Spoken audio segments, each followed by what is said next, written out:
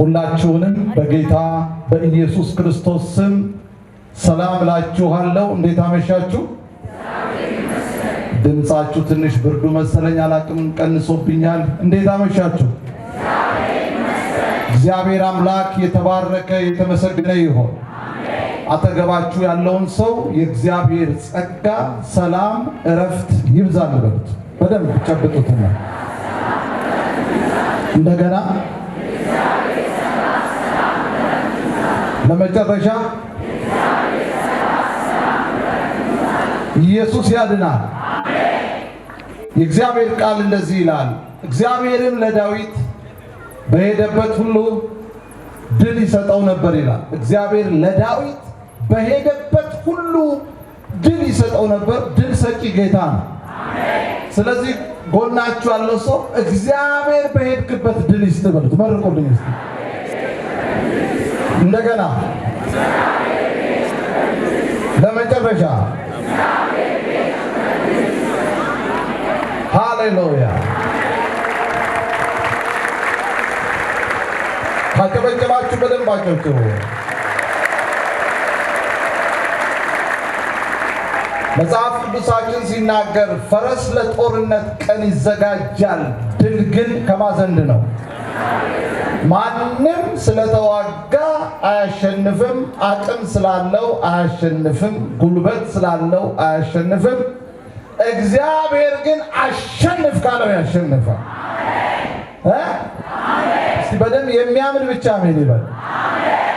ውጊያ ያለባችሁ በህይወት በኑሮ በአገልግሎት በተለያየ ነገር ሰልፍ ያለባችሁ ሰዎች እግዚአብሔር በባከነም ሰዓት ቢሆን ድል ይሰጣችኋል። ያድናል ጌታ። ክብር ለኢየሱስ ይሁን። ሃሌሉያ። በመጀመሪያ እድሜ፣ ጤና፣ አቅምና ጉልበት ሰጥቶኝ ዛሬ በፊታችሁ እናንተን እንዳገለግል እድሉንም አቅሙንም ጊዜውንም ጤናውንም ለሰጠኝ እነዚህን ያለፉትን ከ30 ዓመት በላይ ያለማቋረጥ እንዳገለግል ለረዳኝ ጌታ ክብር እንድትሰጡልኝ እፈልጋለሁ። በደንብ ሃሌሉያ። በጣም እግዚአብሔርን አመሰግናለሁ። በመቀጠል እግዚአብሔር የሰጠኝን ጸጋ እንዳካፍላችሁ ይህንን በጣም ትልቅ መድረክ የእግዚአብሔርን ሕዝብ ቅዱሳንን እንዳገለግል በሩን ደግሞ የከፈቱልኝ በመጀመሪያ የቤተ ክርስቲያኒቱን ዋና መጋቢ አስቱ ከኦርቶዶክስ ጀምሮ በጣም እህቴ ከሰንበት ትምህርት ቤት ጀምሮ ዛሬ ደግሞ የዚች የታላቅ ቤተክርስቲያን መሪ የሆነችው እና አብረዋት ያሉትን መሪዎች በጣም እግዚአብሔር ይባርካችሁ ማለት እፈልጋለሁ። ስለነሱ ጌታ እንድታከብሩልኝ እፈልጋለሁ። ጌታ ይባርካችሁ። በመጨረሻ እናንተንም እግዚአብሔር ይባርካችሁ። በዚህ ምሽት ከሩቅና ከቅርብ አንደኛ እግዚአብሔርን ለማምለክ ለማክበር እዚህ ስፍራ ላይ ወይም ቤተክርስቲያን የምንመጣው የመጀመሪያው ከስብከት በፊት ለእግዚአብሔር ለአምላክ ላኖረን እድሜ ለሰጠን ጤና ለሰጠን አቅም ለሰጠን ዘመን ለጨመረልን ለሱ በየቀኑ በግልም በቡድንም በጋራም በአደባባይም በአዳራሽም በቤትም ክብር ይገባዋል። ለሱ ክብር ለመስጠት ሃሌሉያ። ወገኖቼ አንዳንድ ሰዎች ወደ ቤተ ክርስቲያን ወደ ጉባኤ ሲመጡ ምን ይላሉ? ቃል ላይ ደርሳለሁ፣ አምልኮ ቢያመልጠኝም ቃል ላይ ደርሳለሁ ይላሉ። ቃል ለእናንተ ነው። ቃል ትምህርት ለእናንተ ነው። ፈውስ ለእናንተ ነው። አምልኮ ግን ለትልቁ አምላክ። ዋው ሃሌሉያ። እግዚአብሔር አምላክ የተባረከ የተመሰገነ ይሁን። እቺ ቤተክርስቲያን ወይም ደግሞ አጠቃላይ ለኢትዮጵያ አማኑኤል ህብረት ቤተክርስቲያን መመስረት በጣም እንደ እናት ቤተክርስቲያን የምናያት የናዝሬት አማኑኤል ህብረት ቤተክርስቲያን ከ30 ዓመት በፊት በመላ ኢትዮጵያ ለተወለዱት አጥቢያዎች ከፍተኛ ዋጋ የከፈለች ትልቅ አጥቢያ ነች። እንኳን እንግዲህ 3ቱን ዓመት እዛው መቅደስ ውስጥ እንዳከበርን አውቃለሁ። 4ኛ ዓመታችንን ነው ውጪ ያከበርነው ይመስለኛል። ባልሳሳት በዛው ነው ወጥተን የቀረነው። ላንመለስ ያወጣን እግዚአብሔር ይባረክ እና ዛሬ በመላ ኢትዮጵያ ከኢትዮጵያም ውጪ ከፍተኛ የወንጌል ሥራ ብዙ ነፍሳት ወደ እግዚአብሔር እንዲጨመሩ ሆኗል። የናዝሬት አማኑኤል ህብረት ቤተክርስቲያንን እንደ ሐዋሳ አማኑኤል ህብረት ቤተክርስቲያን እንኳን ለ35ኛ ዓመት ክብረ በዓላችሁ አደረሳችሁ። የናዝሬት ቅዱሳን በአጠቃላይ እግዚአብሔር ይባረክ። በዚህ ምሽት ብዙ እንደማላቆያችሁ በጣም እርግጠኛ ነኝ። ስለመሸም ውስጤ በቅርብ ጊዜ በተለያዩ ቦታዎች ያገለገልኩት መልእክትን ነው ማካፍላችሁ። በጣም ቀላል ሁላችንንም የሚመለከት መልእክት ከጌታ አለኝ። እንደ ትንቢት እግዚአብሔር እንደዚህ ይላችኋል፣ መኖሪያችሁ እኔ ነኝ። ሃሌሉያ። ማንም በግራ በቀኝ ቢያስፈራራ፣ ሃሌሉያ። የመልእክቴ ርዕስ እንደዚህ የሚል ነው፣ እግዚአብሔር ያኖራል። እስቲ በሉ እግዚአብሔር ያኖራል በሉ። እንደገና በጌታ በኢየሱስ ስም ዛሬ ምሽት ከዚህ መልእክት የተነሳ እረፍት ይሁንላችሁ። እንደ መነሻ የምናደርገው መነሻችን የማቴዎስ ወንጌል ምዕራፍ 4 ሁላችሁም በአብዛኛው ታውቁታላችሁ ብዬ ነው የማምነው። የእግዚአብሔር ቃል ግን ሁሌ አዲስ ስለሆነ የምንነሳው ከሱ ነው። ማቴዎስ ምዕራፍ 4 ላይ ከቁጥር 1 ጀምሮ እንደዚህ የሚል ቃል አለ። መነሻችን ማንም የሚናገር ቢሆን እንደ እግዚአብሔር ቃል ይናገር ስለሚል የእግዚአብሔር ቃል የእምነታችን መነሻ። ዝም ብለን በደረቅና በስሜት አይደለም የምናምነው። መታመኛ አለን። የእግዚአብሔር ቃል የማይዋሽ እግዚአብሔር ኢየሱስ ያድናል። መጽሐፍ ቅዱስ ማቴዎስ ምዕራፍ 4 ቁጥር 1 ላይ እንደዚህ ይላል፣ ከዚያ ወዲያ ኢየሱስ ከዲያብሎስ ይፈተን ዘንድ መንፈስ ወደ ምድረ በዳ ወሰደው። 40 ቀንና 40 ሌሊትም ከጦመ በኋላ ተራበ ይላል። ኢየሱስ ክርስቶስ በጾምና በጸሎት ምክንያት መራቡን ይነግረናል። ይሄ እኛን ለማዳን ሰው የሆነው ኢየሱስ ክርስቶስ፣ ከሰማይ የመጣው ኢየሱስ ክርስቶስ፣ ሰው ለማዳን የመጣው ኢየሱስ ክርስቶስ መራቡን ይነግረናል። የተራበው ግን አጥቶ አይደለም። ከጾምና ከጸለየ በኋላ በጣም ተራበ። ቀጥሎ ምን ይላል? ፈታኝ ቀርቦ፣ ሰይጣን ማለት ፈታኝ ነው። ሰይጣን ፈታኝ ነው። ከጥንት ጀምሮ ሲፈትን የኖረ ነውና ቀርቦ የእግዚአብሔር ልጅ ከሆንክ እኮ ነው አይደለህም ለማለት ከሆነ እነዚህ ድንጋዮች እንጀራ እንዲሆኑ በላለው ወይም ደግሞ እዘዛለው። አንተ የእግዚአብሔር ልጅ ከሆንክ ይሄን ድንጋይ እንጀራ እንዲሆን ተአምራት አድርግና ለምን በተአምራት ኖርም ብሎ ፈተነው። የኢየሱስ መልስ ግን ተአምር ማድረግ አልነበረም። የኢየሱስ መልስ በጣም ደስ የሚል መልስ ነው። ለሰይጣን የመለሰለት ምን አለ ጌታ? ሃሌሉያ! ይሄን ቃል ሁላችሁም ጮክ ብላችሁ በሉት። ለእናንተ መልእክት ስለሆነ ጮክ ብላችሁ ሰው በሉ እስቲ። አላላችሁ? ከእግዚአብሔር አፍ በሚወጣ ቃል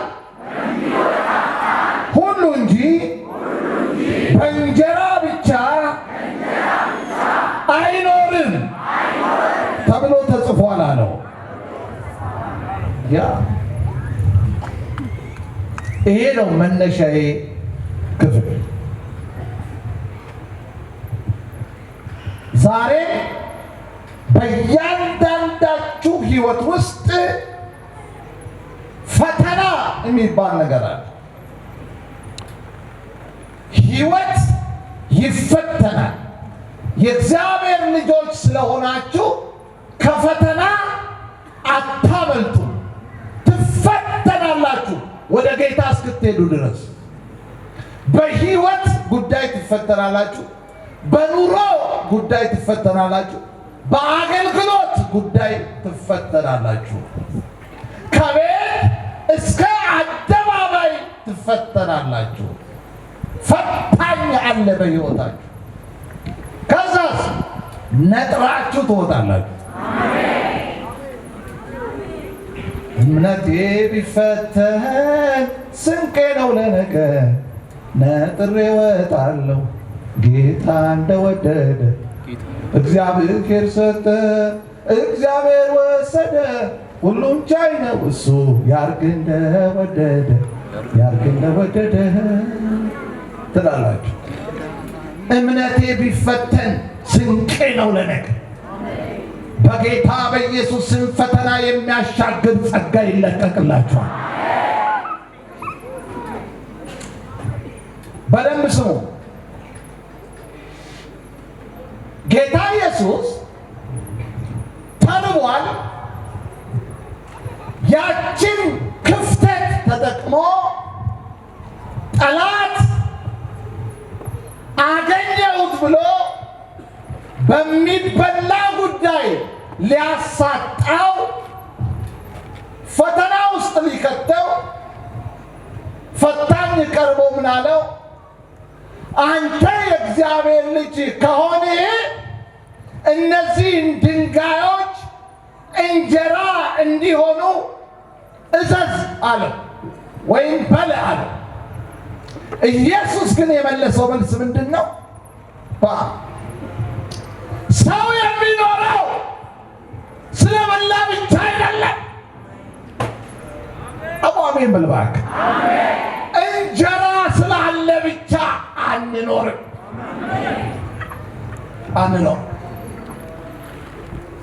የተትረፈረፈ ነገር በቤታችን ስላለ ብቻ አንኖርምም አልኖርንምም። በፍጹም ወደፊትም አንኖርም፣ እስከ ዛሬም አልኖርንም። የተረፈ ነገር ስላለ አካውንታችን ጨንቅ ስላለ አይደለም እየኖርን ያለ ነው።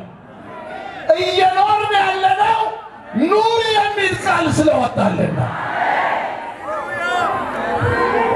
እንደዛ ነው። ይህ የኑሮ ኳልኩሌሽን የገባው ጴንጤ አሜን ይበለኝ።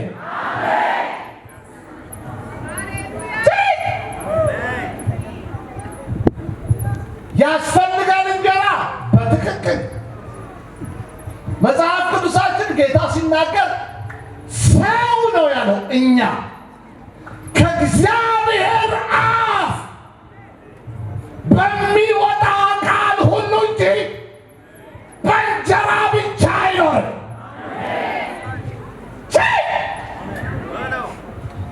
ሰማይ ወንድም ስለሌለህ አትሞትም፣ ስላለህ አትኖርም።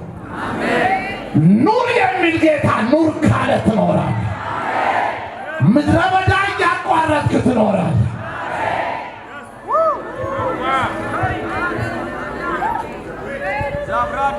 እሰይ ያውልህ ስላለኝ አልኖርኩም በሌለኝ ዘመንም አልሞትኩም ኑር ያለኝ ሰማይ አባቴ ኑር የሚል ቃል ስላወጣ እንኖራለን። ስንቶች ካጠገባችን ሲፈተለኩ ማለት ሁሉ ያላቸው የተትረፈረፈ ነገር የሞላቸው ሰዎች ድንገት ሲያሸልቡ የቤት ኪራይ እንደ ሰዓት ቆጣሪ ላይ እየዞረ ትኖራል።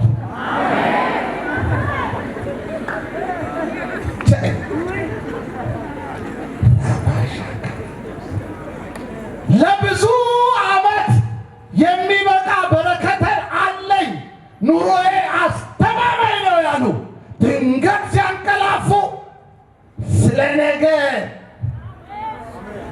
ምንም የማትቆጥረው ሰውዬ ዛሬም ትኖራለህ።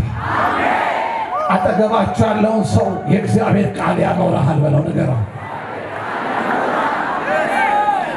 የኔ ወንድም ልንገርህ ዛሬ እየተንገዳገድክም ቢሆን ትኖራታለህ። በደንብ ስማ። ዘመን የሚያሻግርህ ዘመን ዕድሜ የሚጨምርልህ ኢትዮጵያ መኖር ዕድሜ አያሳጥርም። አሜሪካ መኖርም ዕድሜ አያስረዝም።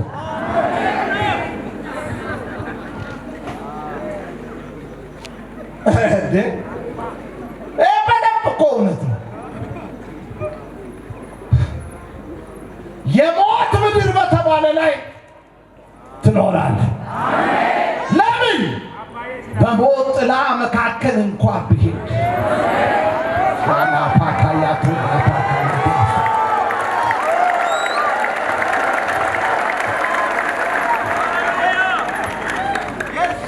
ዘዳግም 33 ላይ እንደዚህ የሚል ቃል አለ። መኖሪያ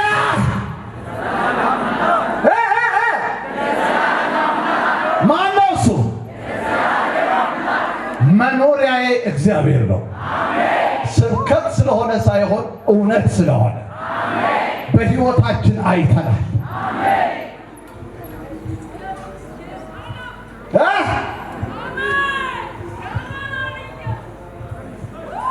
ይሄ ቃል ልንገራችሁ እውነት ነው። እውነት ነው። በቃ እውነት ነው። የሚያኖር ሰው እንዲኖር መብት የሚሰጠው ሰው እንዲኖር የሚያደርገው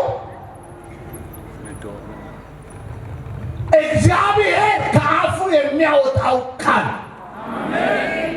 ብዙ ሰዎች 6 አይነት 7 አይነት በሽታ እላያቸው ላይ ተሸክመው ከዘራ ይዘው እየተንገዳገዱ የሚኖሩ ሰዎች አሉ። ስፖርት እየሰሩ የሚሞቱ ሰዎች አሉ።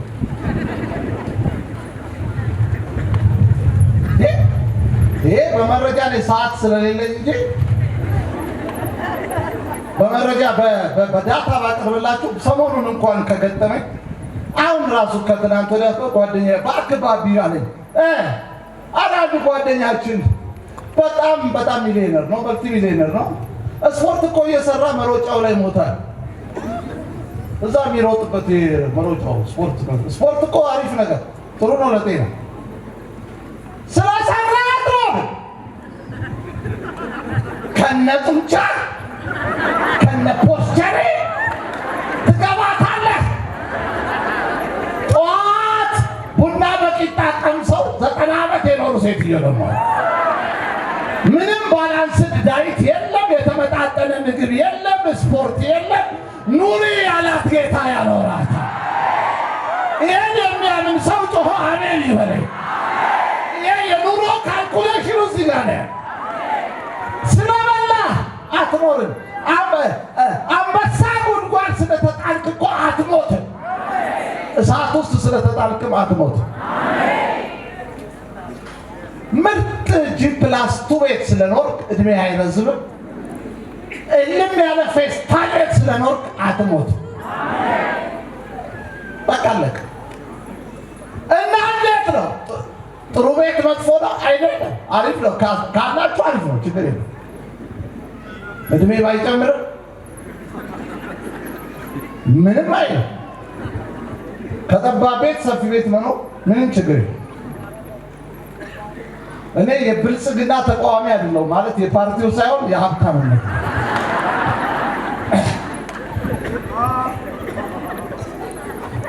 እኔ ነገራችሁ ችግር ታውቃለህ። ብዙ ጊዜ ያው ታውቃላችሁ እዚህ አብዛኛው የአማኑኤል አገልጋዮች ያው ተጠብሰን ያደገ በደንብ እናውቀዋለን። ማጣት ይሄ በጣም እናውቃለን። ያኖረን በእርግጠኝነት 100% የምነግራችሁ አብዛኛው ኢትዮጵያውያን የተመጣጠነ ምግብ ስለበላን አይደለም የኖርነው። መድኃኒዓለም በመንፈስ ቅዱስ የበላነውን አመጣጥኖ ነው። የሚያምን ብቻ በእግዚአብሔር ክብር ያምጥ። ኢየሱስ ያድን። ከምር እኮ ነው።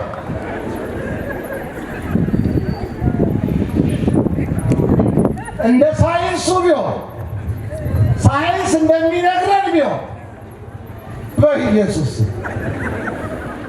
በቃ እኛ በሆነ እጥረት ነገር መንገድ ላይ ነበር የምንወድቅ። እግዚአብሔር ቃል የቀመስናትን ሁሉንም አድርጓል። ካርቦሃይድሬትም ፕሮቲንም እሱን አድርጎልን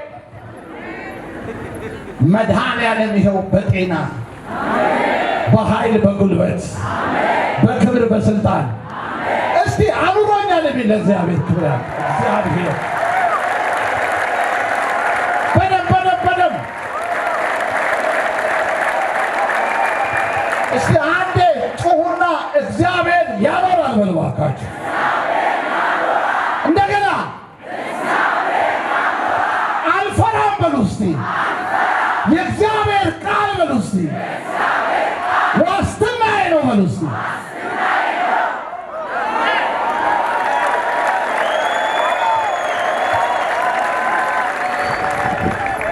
እስቲ ፊት ለፊት ያላችሁ ድንኳን ላይ ያላችሁ እጄን ወደ ዘረጋውበት እግዚአብሔር ስትሉ ጎንና ጎን ያላችሁ ያኖራል በሉ እስቲ። አንድ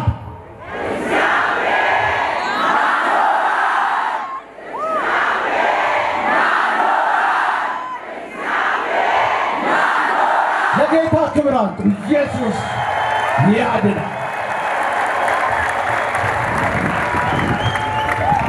ስለዚህ እግዚአብሔር ስለሚያኖር የምትኖሩት እናንተ ስለተጨነቃችሁ ሳይሆን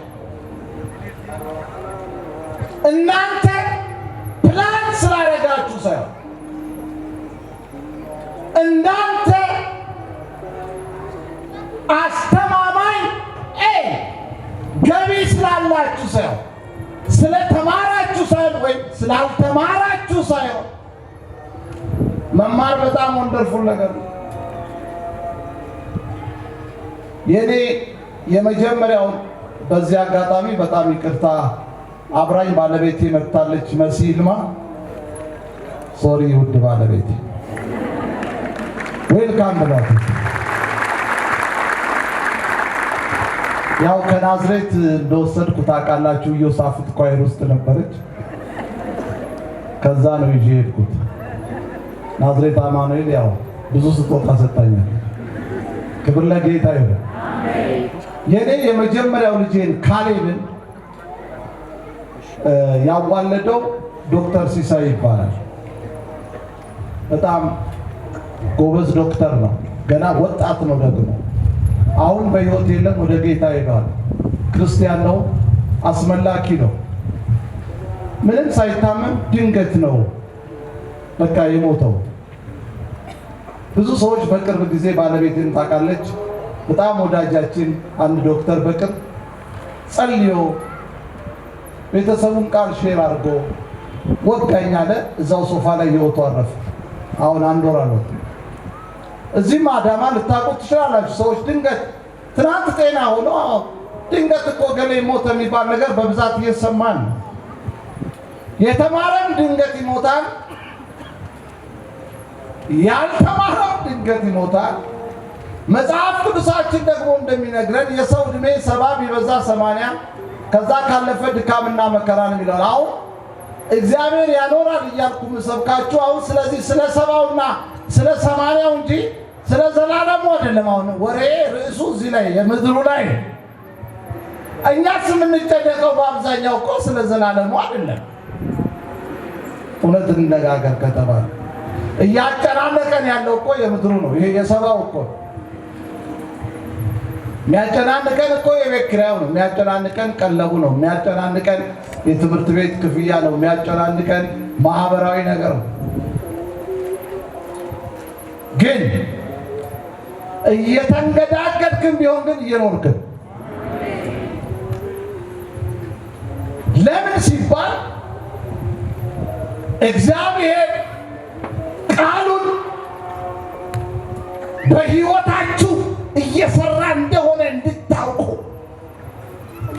በብዙ መከራ በብዙ ሰልፍ ውስጥ እግዚአብሔር የሚያሳልፋችሁ በደንብ ስሙ።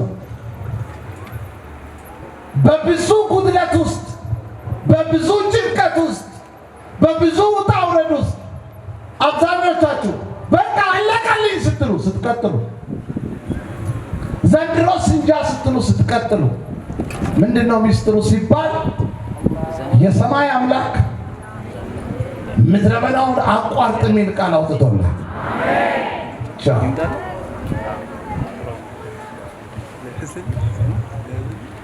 ስለዚህ በእግዚአብሔር እና በቃሉ ላይ ታመኑ። ሁልጊዜ የጭንቀት ጸሎት አትጸልዩ። ሁልጊዜ አመስግኑ። ለምን? የሚያኖር አምላክ አለ። ያለ ነገር ቢያልቅ እንኳን የሚያኖርህ እግዚአብሔር ግን በዙፋኑ ላይ አለ። ያስቀመጥከው ቢያልቅ ያጠራቀምከው ቢያልቅ ወይም ደግሞ የምትታመንባቸው ሰዎች ስትደውልላቸው ቀይ ቢጫኑ ወይም ብሎክ ሊስት ውስጥ ቢከቱ ቁጥሬን ብሎክ ቢያደርጉት ብሎክ የማያደርግ የኔ አባት ለሱ ክብር ይገባዋል።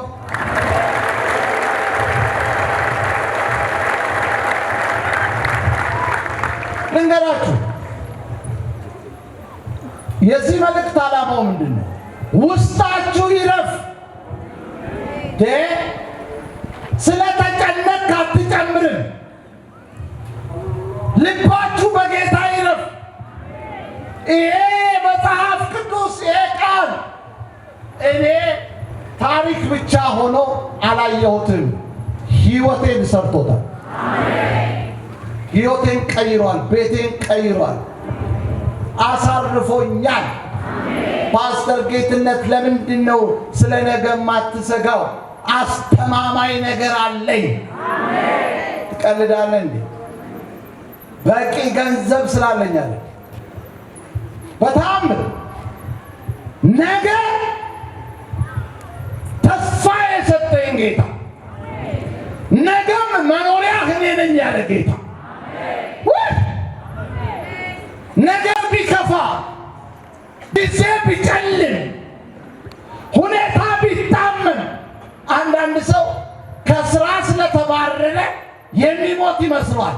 አትሞትም። ለምን ትሞታለህ? ሲጀመር የሚያኖርህ ስራ አይደለም፣ የሚያኖርህ የዘላለም አምላክ እግዚአብሔር። ሰውነት ትጨነቃለህ። አዎ ልክ ነው። ሰው ይሰጋል። ማንም ይሰጋል በኑሮ ጉዳይ። ግን መጽሐፍ ቅዱስ እንደዚህ ይላል፣ ዳንኤል ለብልጣሶር ሲነግረው ምን አለው? ሲገስጸው ትንፋሽህንና መንገድህን በእጁ የያዘውን አምላክ አለው አላከበርከውም አለው።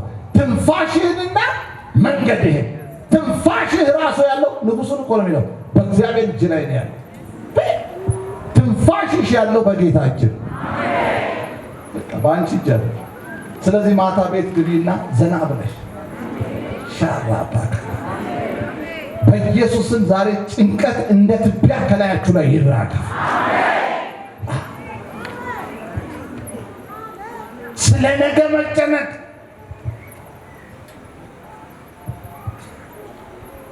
አንድ የደረጀ መዝሙር አለ፣ በጣም ወደዋለሁ።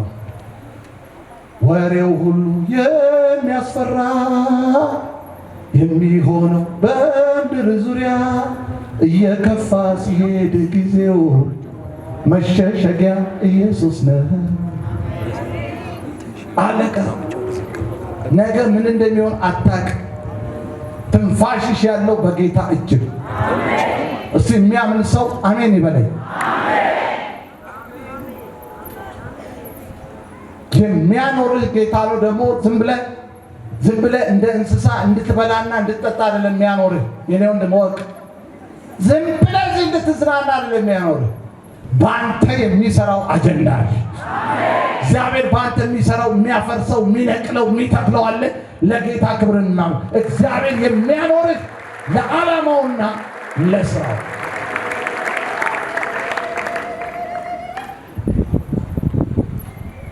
ሳጠቃልለው ሁላችሁም የምታውቁት አንድ ታሪክ አለ። ጨርሻለሁ።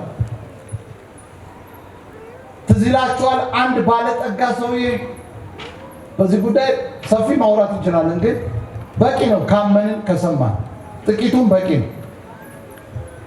አንድ ባለጠጋ እርሻው ፍሬያማ ሆነለት። ከዛስ ምን አለ? ሉቃስ ወንጌል ላይ ያለ ታሪክ ነው፣ ታውቃላችሁ። ምን አለ? ጎተራዬን አፍርሼ አታነቡም? ሌላ ጎተራ እሰራለሁ አለ። ይሄ እቅዱ ነው። ጎተራዬን አፍርሼ ሌላ ጎተራ እሰራለሁ አለና ከዛ ፍሬንም በዛ አከማቻለሁ አለ። ይሄ ባለጠጋ እሺ፣ እግዚአብሔር ደግሞ እየሰማ ነው። ፍሬን እዛ አከማችና ነፍሴን እንደዚህ እላታለሁ። ነፍሴ ሆይ እረፊ፣ ከዛስ ብይ፣ ከዛስ ጠጪ፣ ከዛስ ለብዙ ዘመን የሚበቃ በረከት አለሽና ብሎ በቃ ሰውየው ፕሮግራሙ ምንድን ነው? መብላት፣ መጠጣት እና ማረፍ። በቃ ቻው። ሌላ ምንም የአገልግሎት ፕሮግራም የለው። ከዛ እግዚአብሔር መጣ። ሰውየው የታመነው ለብዙ ዘመን በሚበቃ በረከቱ ነበርና እግዚአብሔር መጣና ምን እንዳለው ታውቃላችሁ? አንተ ሰነፍ! አይገርምም? ይህን ሰውዬ መንግስት ቢያገኘው ልማታዊ ባለሀብት ብሎ ወይም ሞዴል አርሶ አደር ተብሎ ይሸለማል። ሜዳሊያ ብዙ እዚህ ዓለም ላይ በነገራችን ላይ እቺ ዓለም ሰነፎች የምትሸልም ዓለም ነች። በነገራችን እርግጠኛ ሆኜ ነው የምነግራችሁ። እግዚአብሔርን ያከበሩ ብለው የተሸለሙ ሰዎች አይታችሁ ታውቃላችሁ? የዘፈኑ ሰዎች ያላቸውን ክብር እቺ ዓለም የዘመሩ ሰዎች ክብር አላት እንዴ? እቺ ዓለም የላትም። የዘፈኑ ሰዎች ናቸው ጡትሽ ምናምን ያሉ ዜና ይነገርላቸዋል። እግዚአብሔር ይክበር ያሉ ግን ምንም የላቸውም ዜና። ሲኖሩም ሲታወቁም አይታወቅም ራሱ ሲሞቱ። ይሄ ሰውዬ እግዚአብሔር ምን ይለዋል? ሰነፍ! አንተ ሰነፍ! ለመብላት ብቻ ለመጠጣት ብቻ አጀንዳ ያለ፣ ሌላውስ ባለህ ብቻ የምትታመን ኑሮህን ልብህን መኖር ስላለህ ብቻ ይመስልሃለውና እግዚአብሔር አንተ ሰነፍ አለው። ዛሬ ለሊት አለ። አንተ ለረጅም ዘመን አይደል ያልከው? ዛሬ ግን ትሞታለህ። ለምን? ሰው ከእግዚአብሔር አፍ በሚወጣ ቃል ሁሉ እንጂ በእንጀራ ብቻ ንገሩኛ አጠገባችሁ ያለው ሰው መኖሪያ የእግዚአብሔር ቃል ነው በለው። እግዚአብሔር ነው የሚያኖረው። አየህ ይመስልሻል አሪፍ ቤት ምናምን ስላለሽ ምናምን አሪፍ ኑሮ የምትኖሪ እንዳይመስልሽ። እኔ ጌታ ምስክሬ እንዳይመስልሽ። እኔ እኮ ብዙ መረጃ ስላለኝ ከጂ+2 ቤት ያለ እድሜያቸው ላጥ ያሉ የምታውቂያቸው የሉ ፏ ያለ ኑሮ የሚኖሩ ድንገት ጧጧጧ አድርጎ አልወሰዳቸውም። ሄይ በረሮ የሚበዛበት ቤት ደግሞ የሚኖሩ የሉ ማለት በረሮ ጥሩ ነው ማለት ይዛው ምንም ማድረግ አይችሉም። በቃ ምንም ማጥፊያ እንኳን መድኃኒት መግዛት አይችሉም። አቅማቸው በጣም የወደቀ ሰዎች ግን እየኖሩ ነው።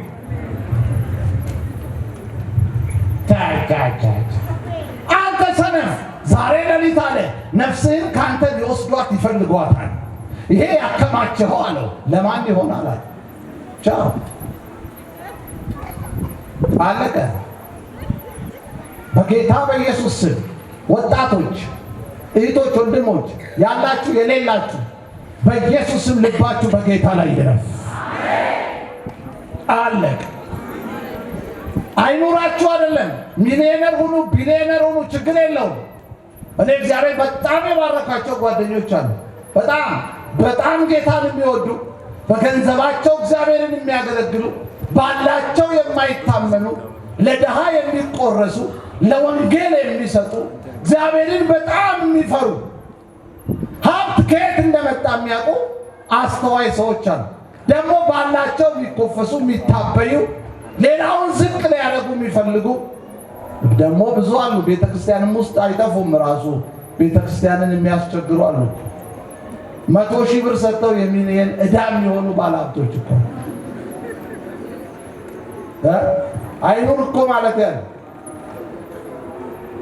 ይኑር ሀብት ይኑር፣ ግን ዝቅ ብለህ ትሁት ሆነ እግዚአብሔርን የምታገለግል ወንጌል የምትሰራ ከሆነ እግዚአብሔር ይባርካል።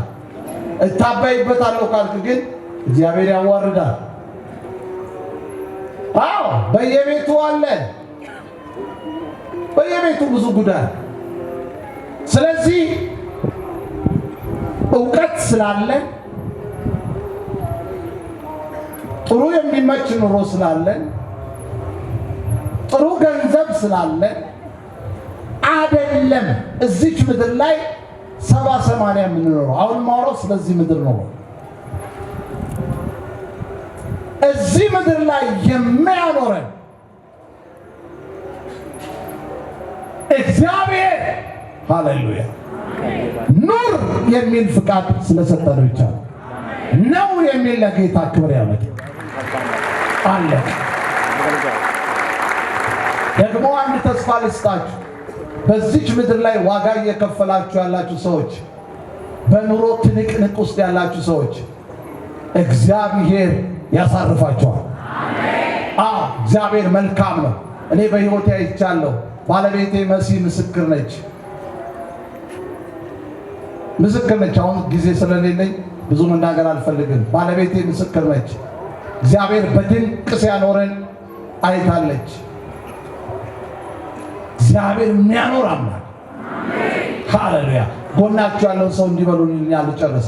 አይዞህ እግዚአብሔር ያሳርፈሃል። በትነገሩት በሕይወት ያሳርፈሃል፣ በኑሮ ያሳርፈሃል፣ በአገልግሎት ያሳርፈሃል።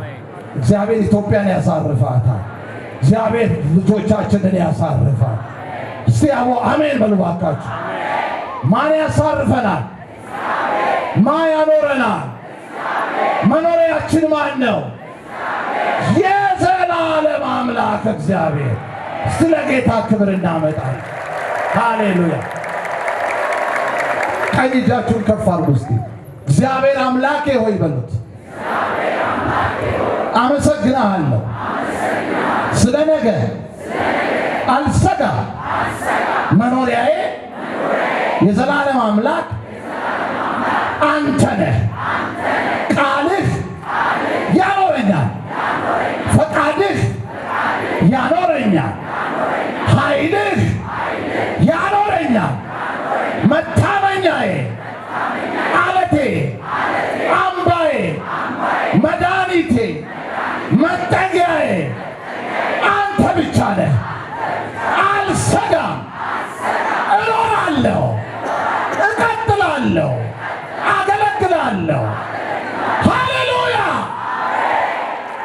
ይታጠቅ።